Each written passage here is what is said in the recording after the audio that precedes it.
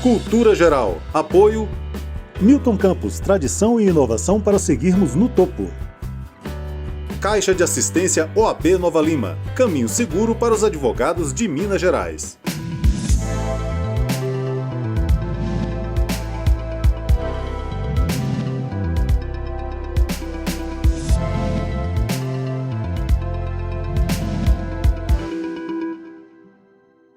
Olá, sejam todos muito bem-vindos ao Cultura Geral. É sempre um prazer fazer o Cultura Geral aqui na TV Banqueta e na Rádio Cultura de Curitiba.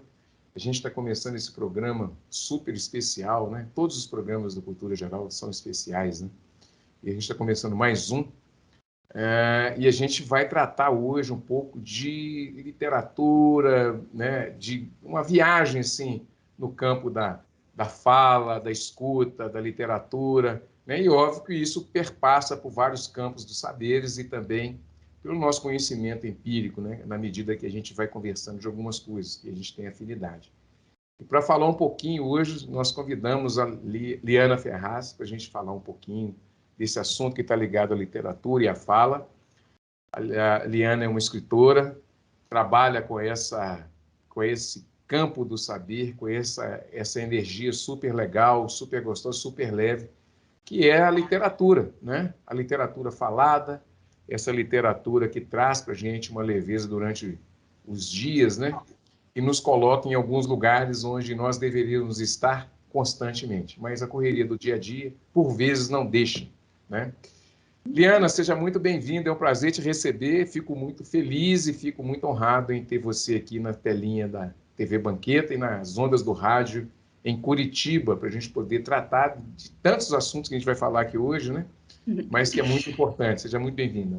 Muito obrigada, Ederson. O prazer é todo meu.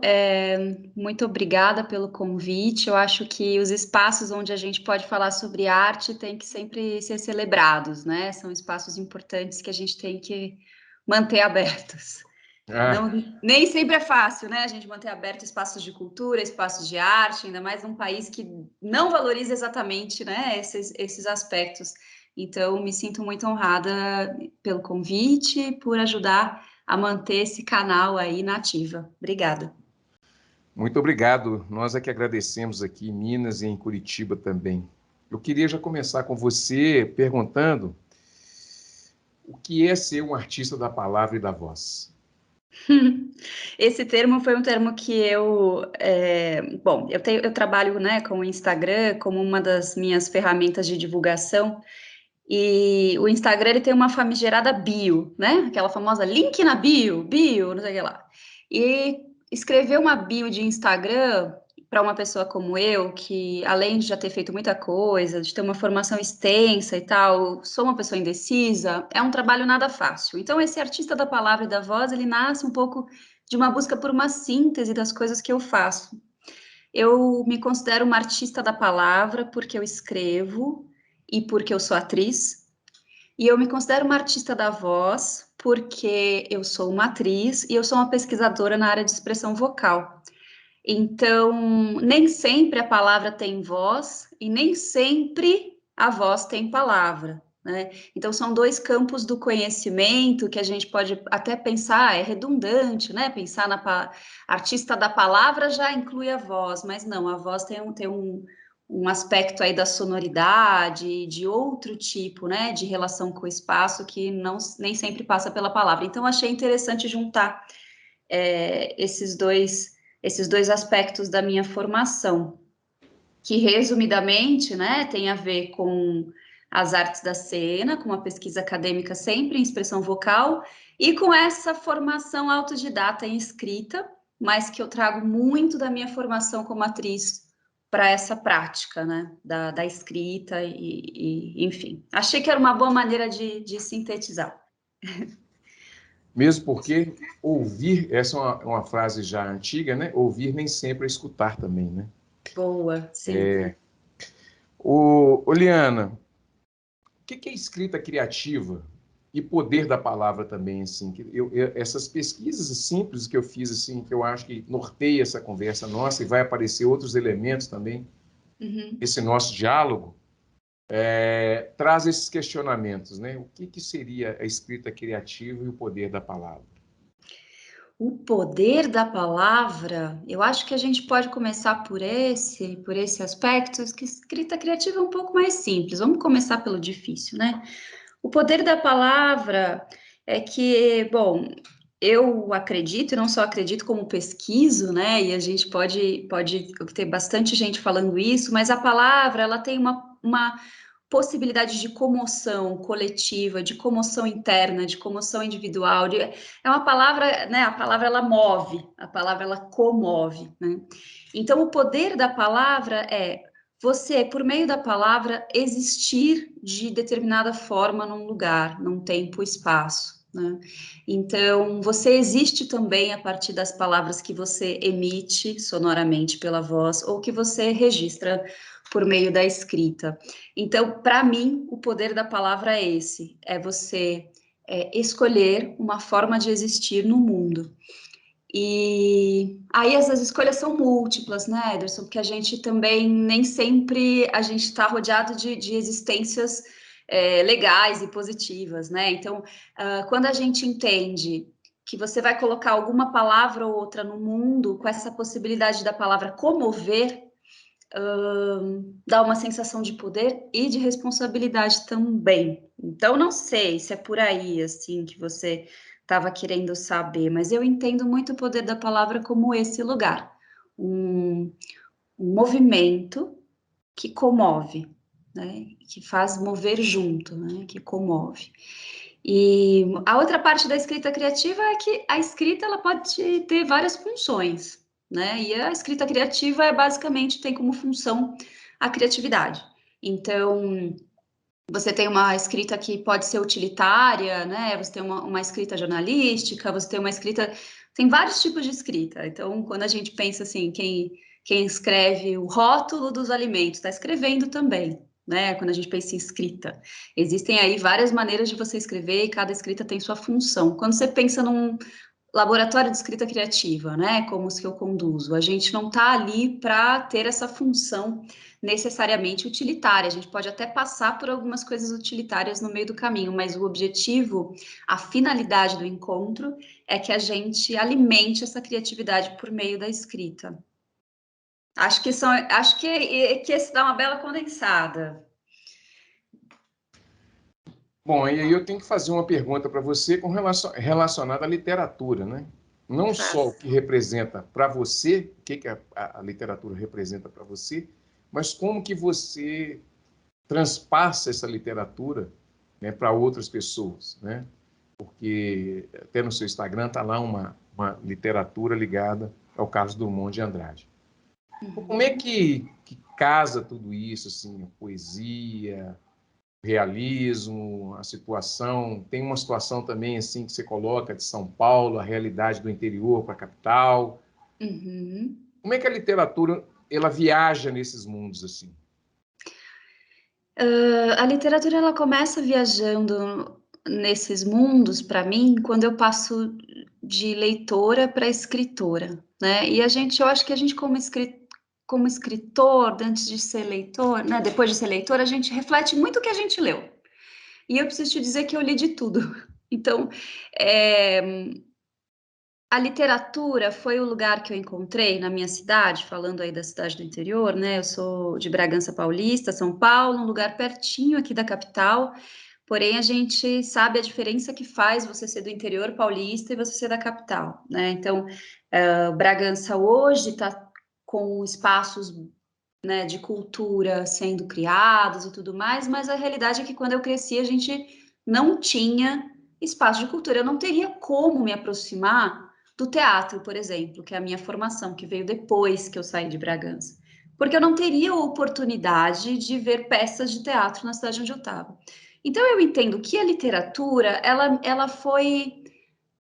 chegou para mim como um lugar onde eu podia exercitar minha imaginação, viajar, estar em diversos lugares ao mesmo tempo, essa coisa toda que a gente ouve falar, né? E como uma criança muito curiosa, muito inquieta, muito artista, assim, hoje eu posso dizer com mais tranquilidade, por muito tempo eu achei que essa frase ia soar arrogante, hoje eu digo com muita tranquilidade, eu sou artista desde muito cedo. Eu me considero uma artista há muito tempo. E uma artista um pouco sem lugar, né? Porque não tinha lá o teatro, fazia... É diferente de quando você tem iniciativas importantíssimas como centros culturais, etc., em que você consegue abrigar essas crianças e jovens, né? Então, a literatura foi um jeito de eu apaziguar, de alguma maneira, esse desejo inquieto de descobrir outros mundos, né? Essa pulsão por outras realidades. E eu entendi isso muito na ficção. Mas, de novo, eu comecei a ler o que tinha na minha frente. Então, eu fui uma leitora voraz de revistas, desde aquelas revistas teen que tinha lá nos anos 90. Depois eu comecei a ler uma literatura mais best-seller, assim, Agatha Christie, por exemplo, é uma grande inspiração para mim, porque foi o primeiro contato que eu tive com essa literatura viciante, com essa coisa de você querer ler mais, querer ler mais. Depois eu comecei a ler crônicas, que era também uma coisa que eu tinha acesso pelo jornal, e depois, conforme vai chegando a matéria de literatura na escola, lá no ensino médio, que você vai vendo os clássicos e tal. Então, de alguma maneira, esses mundos todos, eles foram me aparecendo e eu não deixei nenhum para trás, sabe? Eu gosto muito da escrita bem-humorada, que foi aquele contato também de best-seller que eu tive com autores, com os cronistas, né? Com Mário Prata, com Luiz Fernando Veríssimo, com as crônicas do Nelson Rodrigues, que na minha época passava na minha época de juventude, passava na Globo, a vida como ela é, enfim, essas coisas que você vai chegando, né, da indústria cultural, que é o que chega para você que não está aí muito ligada em centros culturais, ou enfim, coisas que possam te trazer coisas mais alternativas. Então, eu não deixei nada para trás. Esses voos, eles são um pouco disso, sabe, Ederson? De uma tentativa de dar conta, de uma curiosidade infinita, uma inquietação. Eu sou muito inconformada da gente ter uma vida só, da gente ter que ocupar só um lugar por vez, da gente não poder conhecer todo mundo do mundo. Eu sou muito inconformada com isso, sou ansiosa com isso, realmente, assim, tenho vontade de poder morar em vários lugares ao mesmo tempo. Então, de alguma maneira, a literatura me permite isso, né? E quando eu me vi escritora, eu por um tempo tentei fazer um pouco essa linha de já ter o meu estilo. Eu escrevo assim, né? Eu escrevo isso, eu escrevo aquilo. E depois, de certa maneira, eu fui entendendo que isso não dura muito para mim, que eu gosto de escrever textos bem-humorados, que eu gosto de escrever frases que são aquelas frases bonitinhas, que fazem bem para as pessoas, que eu gosto de escrever textos super pesados também, que eu gosto de escrever poesia, que eu gosto de escrever conto, que eu gosto de fazer esse tipo de... que você falou, né, do texto... Acho que você está falando de um texto que está no Insta, que eu falo que foi até uma tentativa de abarcar esse universo da crônica, que é muito importante para mim, que eu não consigo colocar no Insta, né? O Insta permite textos curtos, mas essa série Rotina Retina, né, que tem, em que eu falo da cidade do interior, dessa sensação de inadequação aqui em São Paulo, né? Então, esse desejo de passar por vários estilos e gêneros, assim, está comigo desde leitora. Então, não estou afim de abandonar muito esses voos, não. E aí você falou de rotina e retina, eu já queria emendar essa pergunta. O que é rotina? Rotina e retina. Porque a gente tem também em Belo Horizonte esse arranha-céu, essa coisa da metrópole, né? Obviamente que São Paulo é a megalópole da América Latina, né? Uma cidade completamente cosmopolita e que traz desafios imensos, né? Porque é a capital que você precisa realmente estar monetizado, você precisa estar com dinheiro, de fato, senão você não sobrevive, né? Então, a gente tem talvez a maior população de rua do Brasil morando em São Paulo, na cidade de São Paulo. Uma outra cidade dentro de uma cidade totalmente excluída, né? Sim, sim. E quando você fala rotina, retina, e rotina de cidade, né? E tem a ver com tudo isso também, Liana? Tem tudo a ver. A rotina, né, como esse passar do tempo, esse estabelecimento de um método, né, para a gente tentar sobreviver e criar, né, então uma rotina nesse sentido. E daí veio a brincadeira com a palavra. Vou te confessar uma coisa, tem momentos em que eu brinco com a palavra como sonoridade, depois eu corro atrás para ver se o significado tem alguma coisa a ver. Então, pensei rotina, pensei retina junto. E uma seguidora muito bem-humorada, que eu adorei, já colocou um C ali na frente, já virou um rotina cretina. Então, estou quase mudando para rotina cretina, que eu achei genial. Mas, enfim, o retina, né, ela tem... Primeiro eu brinquei com essa palavra, e depois eu fui dar uma pesquisada, né, qual a função da retina no nosso olho. E a função da retina é captar luz, né, estímulos luminosos. Então eu falei, putz, isso tem tudo a ver, né, com uma metrópole. A dimensão de, claro, a gente capta estímulos luminosos da natureza também, mas essa brincadeira um pouco de que desses faróis de carro, desses grandes centros iluminados e tudo mais, né? Então fiz uma brincadeira com isso. Mas primeiro veio a brincadeira com a palavra, como eu te disse, tem esse lugar muito forte com a sonoridade também, né? Então daí depois veio essa ideia de ser uma rotina que capta esses pontos luminosos do dia a dia. Então eu faço essa brincadeira com a cidade, sim, São Paulo é uma cidade que pode ser muito legal e muito opressora também. Você falou da população, né, de moradores em situação de rua. E te digo assim, daqui, né, em loco, minha observação é que aumentou demais, né, demais. Então, essa cidade mesmo, dentro da cidade, já é uma grande cidade também, porque eu não tenho dados em relação a isso, mas certamente a gente teve um crescimento aí bem importante.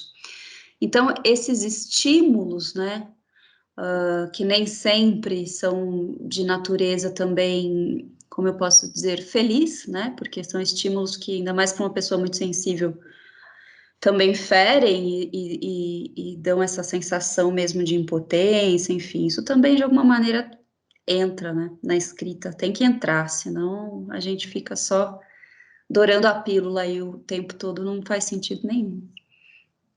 São Paulo é um desafio para você ainda?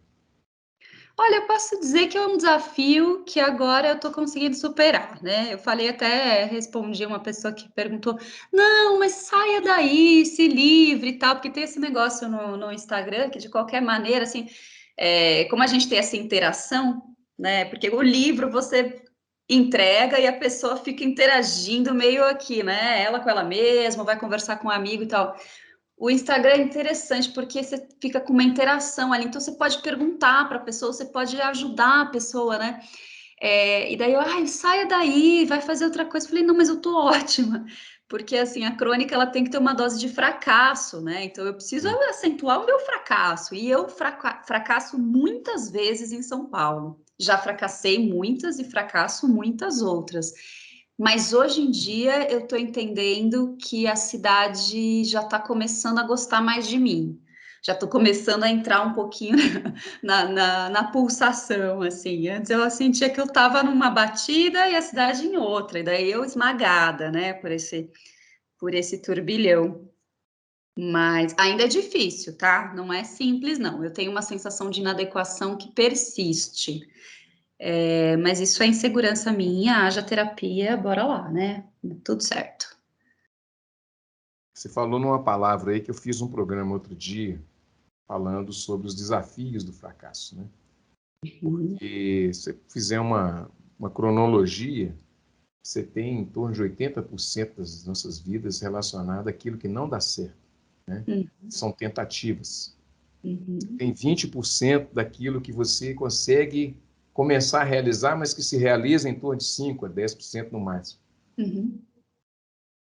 Essa ideia do não dar certo, essa coisa de não dar certo e tal, é também um desafio no campo da literatura, daquilo que você faz, daquilo que você trabalha também. E lidar com isso, obviamente que você já tocou no assunto, a análise ajuda muito, né? Sim. Além de ser um desafio, além de ser desafiador, é também instigante também, porque na medida que você cai, você levanta, e esse campo mais, não vou chamar de alternativo, mas um campo que a gente trabalha mais introspectivamente, ele é mais duradouro e também desafiador mesmo? Olha, não sei, ele é certamente desafiador, não sei se mais duradouro. Eu tenho percebido, porque vê bem, assim, a minha formação é em artes da cena, né? Eu sou atriz. Então, eu sou uma escritora autodidata e uma atriz de formação. Então, eu tô sempre com a sensação de que eu tô num lugar um pouco errado, né? Assim, porque o que essa atriz está escrevendo? Por outro lado, também, a gente não tem exatamente, né, uma formação de escritores. A gente tem letras, é claro, mas a gente não tem um lugar, né, onde se formam escritores, estudiosos da palavra, certamente. Então, eu fico sempre com essa sensação, como eu sou uma pessoa muito careta, vamos lá, eu sou careta, tá? Eu fico pensando, pô, tô invadindo aí a área das outras pessoas, estou aqui falando de coisas que eu não sei e tudo mais. Então, a minha formação com a escrita, ela tem sempre esse ruído também, no sentido de, será que eu posso escrever? Será que eu posso me considerar escritora? Será que eu posso dizer, eu escrevo bem? Isso é um resquício muito de academia, né? Dessa coisa toda, porque na área de artes da cena, eu tenho uma graduação na Unicamp, eu tenho um doutorado direto na Unicamp, eu tenho um pós-doc na USP, eu tô ali, ó, né? Tô aqui com o meu selo, o meu selo de aprovação das grandes universidades e tudo mais, e essa coisa meio erudita que, no final das contas, eu nem acho assim tão importante, vai. Mas na hora que a insegurança bate, de alguma maneira me dá um respaldo, me dá um lugarzinho, e eu falo, não, peraí, eu estudei bastante. Então, a literatura, ela me dá sempre esse ruído de o que eu posso fazer para poder me chamar de escritora. Esse é sempre um lugar difícil. Então, eu fico, sim, muito instigada com essa questão. O que define, o que diz quem é uma pessoa que escreve porque está afim, o que difere uma pessoa que escreve, porque todo mundo escreve, né? Todo mundo pode escrever. Eu sou dessa filosofia, acho que todo mundo pode escrever. O que faz de mim uma escritora? Essa é uma pergunta que me acompanha e que eu nem adianta me perguntar que eu não sei. Eu não sei ainda, eu estou só com a pergunta caminhando comigo. Por outro lado, esse desafio de escrever é um desafio que me mobiliza demais. Por ser solitário e combinar com a minha personalidade, que no fim das contas eu sou uma pessoa extrovertida, tenho um monte de amigo, mas eu gosto mesmo do meu pensamento e da minha elaboração aqui de mundo e do meu silêncio. Então, de alguma maneira, tem mais a ver comigo. Olha só, hein? Eu nunca falei isso em voz alta, estou aqui elaborando um negócio importantíssimo para mim, mas tem mais a ver comigo um processo de escrita do que um processo criativo no teatro, por exemplo, que é a minha formação, né? Então, é desafiador, até porque eu nunca me sinto preparada exatamente para escrever. Eu sempre acho que eu sempre me assusto um pouco, sempre me assusto quando eu escrevo, me assusto quando eu sou lida, me assusto quando eu sou lida e reconhecida, mas ao mesmo tempo tem tudo a ver com a minha personalidade, essa rotina de escrita, esse hábito da escrita, essa obsessão que eu tenho. Hoje eu posso chamar tranquilamente de obsessão. Eu escrevo todo dia, eu escrevo toda hora, e tudo que eu faço em termos de projeto, assim, para o meu futuro tem a escrita. Não tem nada mais que não tenha a escrita envolvida. Acho que é isso. Muito bem, deixa eu fazer o primeiro intervalo, fazer o primeiro intervalinho aqui na TV Banqueta e na Rádio Cultura de Curitiba. A gente está conversando com a Liana Ferraz Diniz, escritora, artista da palavra, e que carrega em si uma dúvida. Será que eu sou escritora ou não? Mas já está aprovada aqui pelo Cultura Geral, né? Obrigada. Agora eu vou mais tranquila, hein? Vou assumir o título. Obrigada, Ederson. Um minutinho só, nós estaremos de volta aqui na TV Banqueta e na Rádio Cultura de Curitiba com mais cultura geral. Não saia daí.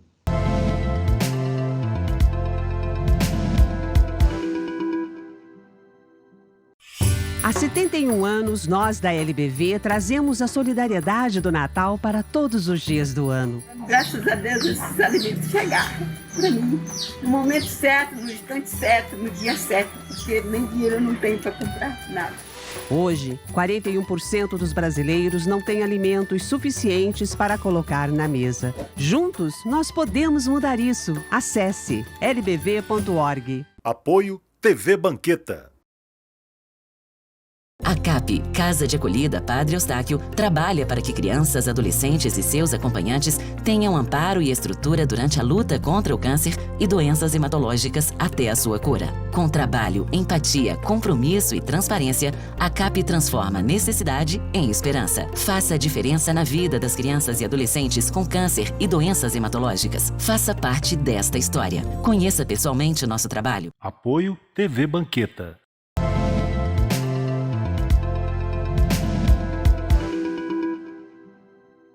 Bom, de volta com Cultura Geral aqui na TV Banqueta e na Rádio Cultura de Curitiba. A gente está conversando com a Liana Ferraz e a gente está falando um pouco de literatura, de escritura, de escrever, de falar, de palestrar e tal. Nós vamos chegar em todos esses assuntos aí.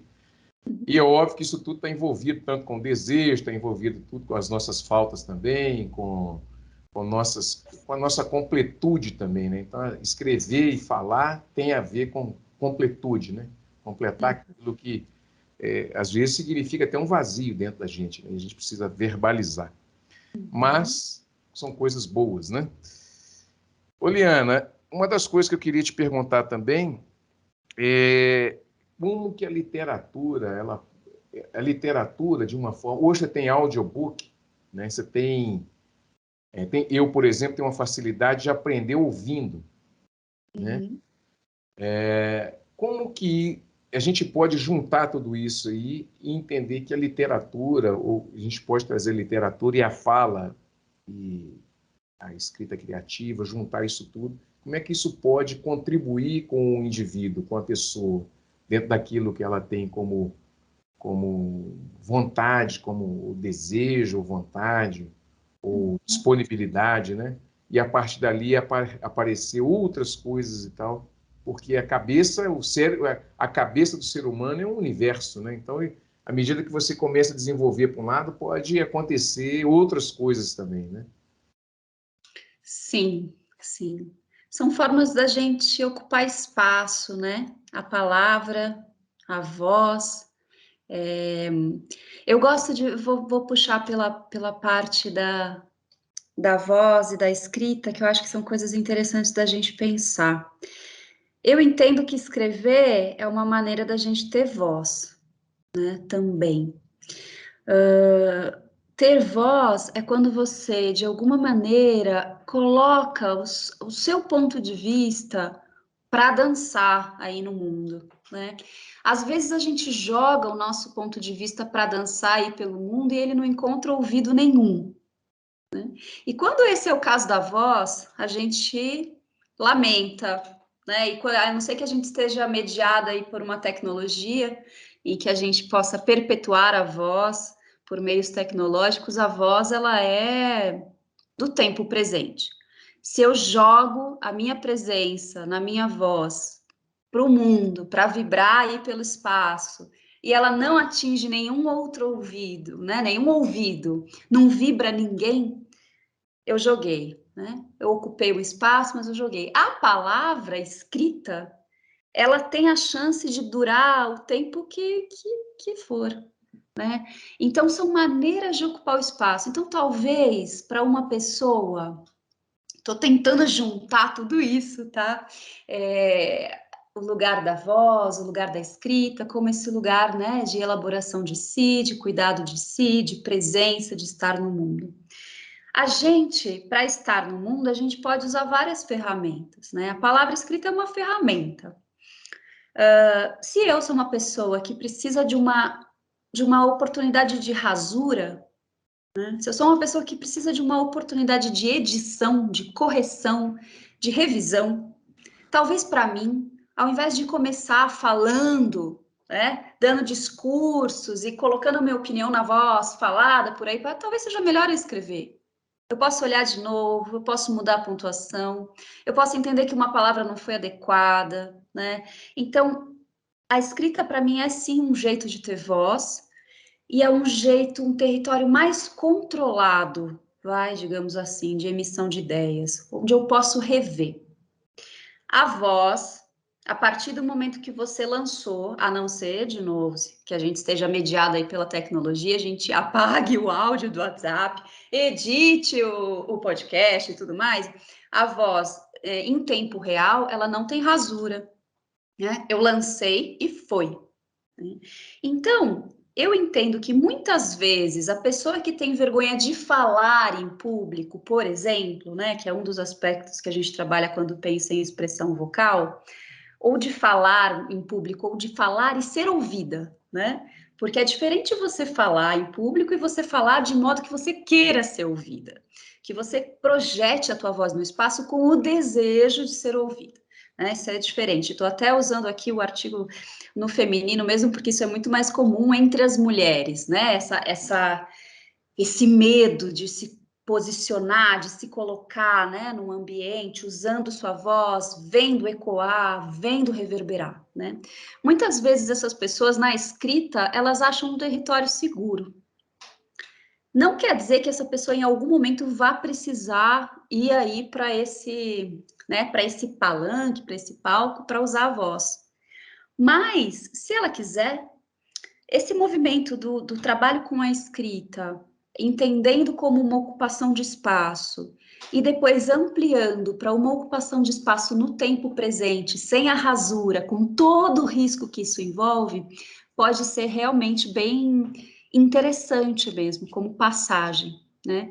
E o contrário também, gente que fala muito bem, que tem essa dimensão da sonoridade, que tem essa oralidade muito trabalhada, que tem aquela fala envolvente, que você fica ouvindo e vai na hora da escrita, de repente não consegue colocar todo esse movimento, né, no texto. Então são lugares que não só eles se complementam, né, como eles podem ajudar um ao outro. Então, de repente, você tem uma pessoa que precisa entender que a voz também é palavra e outra que entender que palavra também é voz, né? Essa é a minha ideia, na verdade, sabe? Quando eu falo que eu sou artista da palavra e da voz, é um pouco da gente brincar com esses territórios mesmo, com a gente explorar esse lugar. Eu sou muito do ritmo, acho que tem também esse aspecto que é interessante, a gente pensar numa escrita, como que ela ressoa dentro de alguém, né? Quando ela vira essa voz, nem que seja a voz mental do leitor e tudo mais. Né? Então, esses pensamentos me mobilizam bastante. E eu tenho visto muita gente também, quando vira essa chavinha, né? De que, poxa vida, é verdade, eu falar em público é como se eu estivesse escrevendo em tempo real, né? Eu escrevo e imprimo no espaço. Ou o contrário, não, quando eu escrevo, se eu pensar que eu estou falando, como muda a qualidade dessa escrita, né? Isso é muito comum da gente ver, muito legal também, é mágico. Superpoderes. O que é, e aí está na sua escrita também, lá no Instagram e tudo, que é a preocupação de ter pressa com o que não se tem pressa, que não precisaria ter pressa. A gente andando nos dia a dia, nessa confusão diária, e a gente tem que fazer as coisas, porque precisa fazer as coisas, porque tem tempo para fazer as coisas, e o nosso dia fica todo calculado, né? E é uma coisa que não precisaria de você ter pressa. Assim. E a gente vê isso, por exemplo, quando a pandemia aparece, né? Que estatiza todo mundo tem que ficar em casa, não tem plano B para isso. Né? Plano B que tem que esperar a vacina chegar e controlar a ansiedade, e aí você vai percebendo que você não precisava ter pressa para determinadas coisas, que o tempo da sua cabeça era um, o tempo das coisas era outro. E a casa fica pequena, ou a casa fica grande demais, o silêncio fica bom, o silêncio fica ruim. Tá tudo por aí, Liana? Essa frase, eu sei exatamente de qual frase você está falando. Essa frase, ela é... Tem várias coisas que eu escrevo, coloco no Instagram e eu escrevo para mim. Eu quase poderia ter escrito num post-it, sabe? Para deixar, para eu lembrar. E essa é uma delas. Eu sinto que isso tem a ver com São Paulo também e com essa necessidade de produção, né? Essa frase, ela surgiu um dia que eu tinha 1h30, eu estava no rodízio, fui de carro para o trabalho e tal, eu cheguei 1h30 antes, né? E quando eu vi, eu estava atravessando a rua, correndo, pedindo rápido, fui tomar um café na padaria, pedindo rápido um café, eu falei, calma, eu não estou com pressa. De alguma maneira, né, eu acostumei com essa velocidade, com esse, eu estabeleci como meu ritmo basal, né, o ritmo acelerado, a pressa, a pulsação acelerada. E quando eu me dei conta disso, eu falei, não, pera, eu não estou com pressa, né?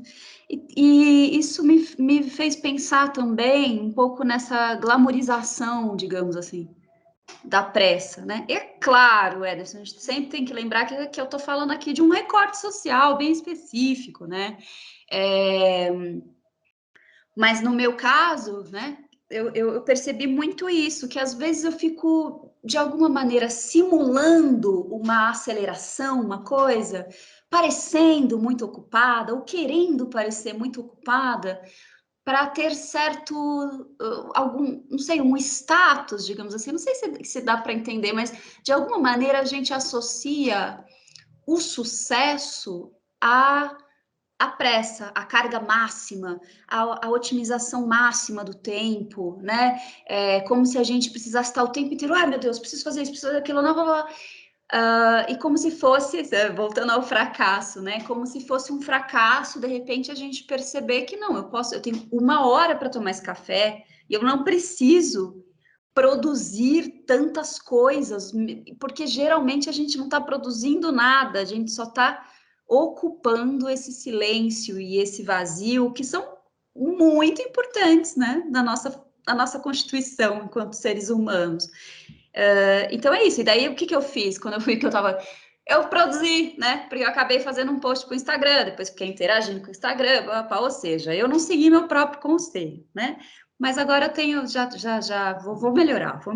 Mas acho que trata-se disso, dessa sensação de que a pressa é chique, né? De que de alguma maneira o cinema, ou sei lá, seriados, sei lá, essa noção dessa executiva de sucesso, ela tá muito com pressa, ela tá sempre muito atrasada, desse cara que é o cara lá da bolsa de valores que tá muito atrasado, e às vezes, você não é essa pessoa, você não tá ocupando esse lugar na sociedade, você fica colando isso em você de alguma forma para ver se dá conta, né?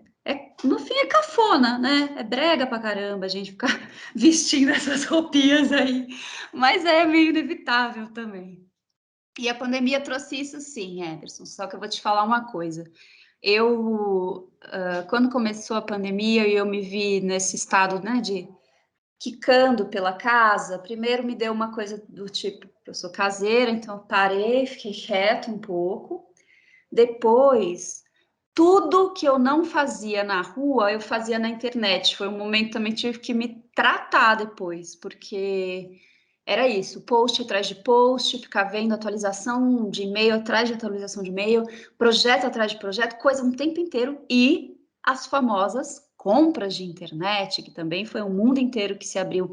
Então, de alguma maneira, quando você está com isso constituído em você, de que o certo é estar com pressa, você pode estar na situação que for, você vai achar um jeito de cumprir aí essa ansiedade que teu corpo grita, sabe? No meu caso foi muito isso na pandemia. Eu tive que realmente olhar para mim e falar, calma, né? Porque essa pressa toda não foi embora para mim, não. Ficou bem visível que eu estava precisando realmente dar uma mudada na minha perspectiva mesmo de felicidade, digamos assim, né? De tranquilidade e tal. Bom, deixa eu fazer mais um intervalo aqui na TV Banqueta. Vou fazer mais um intervalinho. Daqui a pouquinho a gente volta para a parte final dessa entrevista. A gente está conversando com a Liana Ferraz Diniz, escritora, contadora de causos, né? Vamos dizer assim. Essa é nova, essa foi você que lançou, esse eu tô aqui em lançando Minas aqui. tem contador de causos, ué.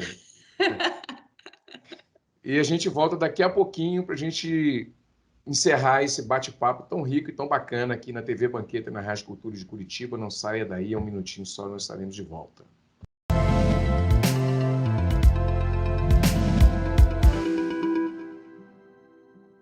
Fundado em 1980, o Hospital Nossa Senhora de Lourdes é filantrópico e sem fins lucrativos e hoje atende a mais de 110 mil habitantes de Nova Lima, Raposos e Rio Acima. O Hospital Nossa Senhora de Lourdes, eu me sinto como se eu estivesse em casa. Só tenho que agradecer, sou muito bem tratada. Aqui eu tenho eles como se fosse a minha família. O Hospital Nossa Senhora de Lourdes é o único da região responsável pelo atendimento aos usuários do SUS, nos casos clínicos e cirúrgicos de média complexidade.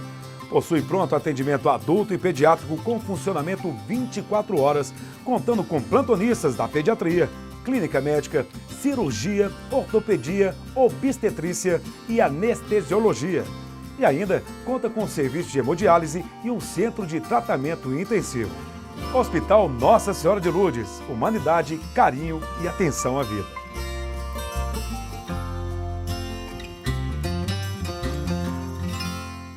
Apoio TV Banqueta. Há 71 anos, nós da LBV trazemos a solidariedade do Natal para todos os dias do ano. Graças a Deus esses alimentos chegaram para mim no momento certo, no instante certo, no dia certo, porque nem dinheiro eu não tenho para comprar nada. Hoje, 41% dos brasileiros não têm alimentos suficientes para colocar na mesa. Juntos, nós podemos mudar isso. Acesse lbv.org. Apoio TV Banqueta.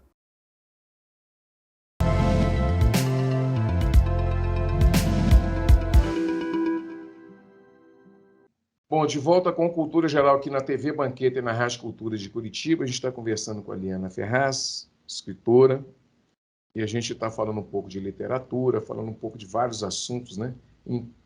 Interagindo, assim, com a escritora, né? Esse mundo do escritor que é quase obscuro, assim, só pega a ficção do que o escritor põe ali nos papéis e tal.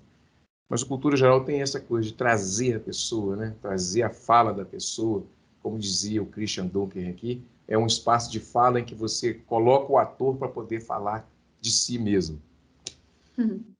Liana, e aí eu quero entrar nessa parte final com a Andréa Del Fuego, que escreve Pediatra. E aí, obviamente, que a análise vai entrar nessa conversa, nessa parte final, que é como que você se enxergou nessa literatura. Eu não li o livro, mas, lógico, eu ali mexendo no seu Instagram, aí eu fui ter uma lida ali, numa crítica do livro, aquela coisa toda e tal. E onde que você se enxerga ali no livro de uma pediatra que não se enxerga como pediatra, porque não tinha tanta afinidade assim com crianças e tal, e que entra num universo e apaixona por uma outra pessoa, e aí vai vivendo outras coisas. Mas como é que isso mexe com você? Olha, eu tenho estudado bastante literatura contemporânea, né? Especialmente textos escritos por mulheres, e a Pediatra foi um achado, assim, é um livro recente, publicado pela Companhia das Letras, e Andréa Del Fuego assim, tem quase a minha idade, a gente tá lá no Instagram também, já trocamos DM, então esses bastidores, né, dos escritores que você estava falando, que, aliás, assim, confesso que não é fácil, né, a gente falar sobre a própria escrita é uma coisa tão difícil,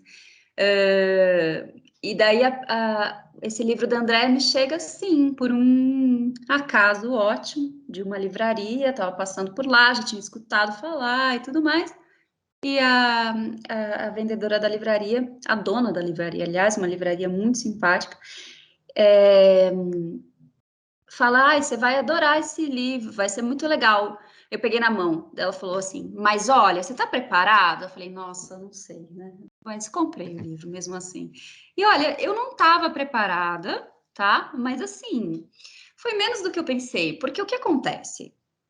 Eu tenho uma coisa com criança, eu sou mãe, minha filha tem 13 anos, e eu tenho esse fascínio por criança, eu adoro criança, então assim, eu não tô zero identificação com a pediatra nesse sentido, e para mim, eu falei que eu leio de tudo, assisto de tudo e tal, mas começou a mexer com criança, eu já não tenho muito estômago, não gosto, assim, né, de filmes ou de ficções que envolvem, ou documentários mesmo, pior ainda, que envolve criança. Eu comecei a ler, eu falei, não, acho que dá. Então, não tem esse lugar do tipo, não, quem está aqui ouvindo a gente se identificou com a minha fala de que mexeu com criança não dá, tá tudo bem, gente, pode ler a pediatra que não vai ser daqueles em que a gente não consegue depois suportar. Mas eu tive esse medo. E daí, o que aconteceu? Né? Eu fui com esse medo de mexer com a criança, mas aí eu comecei a me identificar com a pediatra, nos lugares mais obscuros, né? E daí, assim, ela é uma pessoa absolutamente desprezível em diversos aspectos, e daí por isso que essa identificação você vai quase... Você se identifica, olha para o lado, né? Fala, ai meu Deus, será que alguém leu minha mente que eu me identifiquei com essa parte? Mas, por outro lado, eu acho esse movimento, como eu escrevi lá na resenha que eu publiquei no Instagram, eu acho esse movimento que a arte faz com a gente fantástico, quando a gente se reconhece em alguém, que a gente tem a dimensão da perversidade daquela personagem, né? E essa identificação e esse contorno mesmo de algumas coisas que você tem em si e que você, né, das sombras, esse lugar, de repente a gente consegue, a gente é feito de luz e sombra. A gente é feito de vontade contra vontade, a gente é feito de oposições, né? A gente é feito de atritos, né? Então, quando a literatura faz isso com você, colocar aqui, ó, na sua cara, um negócio que você fala, eu entendo a lógica dessa pessoa, eu entendo, em mim, eu tenho isso também, mas eu, né, na construção desse meu eu, estou recusando, mas essa parte de mim existe em algum lugar. Eu acho fantástico. Acho fantástico. Os livros que mexem comigo, eles realmente mexem nesse lugar. Né? Um livro, por exemplo, que eu nunca esqueci, que eu li, fiquei arrebatada, foi o Ensaio sobre a Cegueira, né, do Saramago, que é um clássico, e que fala dessas relações de poder, e que em diversas passagens eu me pegava pensando, eu falo, pô, mas o que eu faria? Né? Será que eu estaria do lado dos oprimidos ou dos opressores? Será que eu estaria tentando livrar o meu? Ou será que eu estaria pensando no coletivo, em situações extremas, né? Então, quando a arte te coloca nesse tipo de questionamento, é muito precioso, é muito rico, né? Então, foi por aí que eu me identifiquei, mas, ó, não foi fácil não, viu? Se você me perguntar quais passagens, eu não vou contar. Eu me recuso. Eu vou usar o meu direito, como é que é? Não vou provocar... Seu testativo de recusar o convite. Recuso, não respondo, porque aí já é demais. Mas recomendo muito o livro, acho que você vai... Quando você estiver lendo, você vai lembrar de mim, que são passagens que você olha assim, você fala... Nossa, gente, eu tenho disso também em mim, mas eu recuso, né? Um movimento consciente mesmo, de que a gente não é só muito legal, né? O Instagram tem vontade de fazer isso com a gente, achar que é todo mundo muito legal, e daí a gente vai ficando doente, né? Todo mundo muito legal demais. Não dá, não pode. Todo mundo muito legal, muito bonito, todo mundo feliz, né? Muito, muito. E até a própria tristeza é lindona, né? Assim, você tá... tem a luz incrível, tem até a trilha sonora. Ai, ai. Liana, muito obrigado por esse bate-papo, viu? Por esse bate-papo, aliás, por essa conversa tão agradável. E o dia que eu for em São Paulo, quem sabe a gente possa tomar um café e conversar mais um pouco, né? Muito obrigado pelo seu carinho, pela sua atenção, viu? Eu que agradeço, muito, muito obrigada, me deu a oportunidade de falar várias coisas, até fiz uma descoberta aqui, olha só que interessante, muito bom. E eu sou contadora de causos agora também, vou colocar isso na minha bio do Instagram. Pode colocar. De causos. É um Contadora de tipo de causos. Minas. Pois é, se você vier tomar café aqui em São Paulo, tem que trazer o pão de queijo daí, hein? Que aqui nós não temos... Aí eu tenho que levar o queijo. O Boa. o pão de queijo, eu não sei se eu consigo chegar com ele, não, mas eu consigo achar em São Paulo o pão de queijo de Minas, viu? Então pronto. Eu sou vizinha de Minas, eu sei, eu conheço um bom pão de queijo também. Bom pão de queijo, né? É.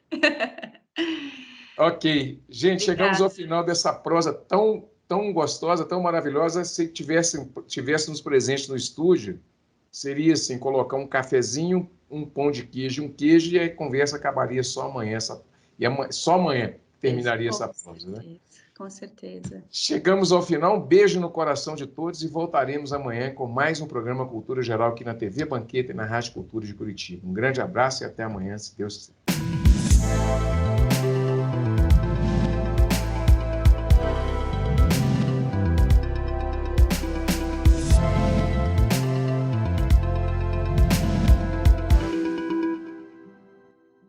Cultura Geral. Apoio Milton Campos, tradição e inovação para seguirmos no topo.